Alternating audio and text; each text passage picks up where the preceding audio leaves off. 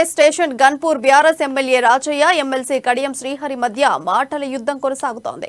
Rajaiah party line దాటి మాట్లాడుతున్నారని, అయినప్పటికీ మీరు తొందరపడొద్దని పార్టీ పెద్దలు తనకు సూచించినట్లు కడియం తెలిపారు.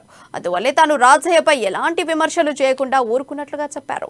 రాజయ్య తీరుపై శ్రీహరి తీవ్ర అసహనం వ్యక్తం చేశారు.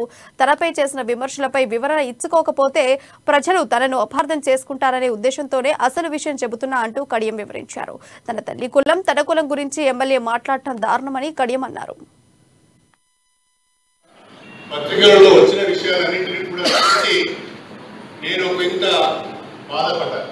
నేను 2014లో 2018లో 2 పర్యాయాలు సాధారణ ఎన్నికలలో విలేకరుల సమావేశాన్ని ఏర్పాటు చేయడం జరిగింది. వారు నా పైన వ్యక్తిగతంగా, అదేవిధంగా నా తల్లి పైన, నా బిడ్డ పైన ఒక స్థాయిని మరిచి, తాను ఒక ఎమ్మెల్యే అనే విషయాన్ని మర్చిపోయి, తాను ఒక డాక్టర్ అనే విషయాన్ని కూడా మర్చిపోయి నీచ స్థాయికి దిగజారి మాట్లాడుతున్న విషయాలు ప్రజలందరూ గమనిస్తున్నారు.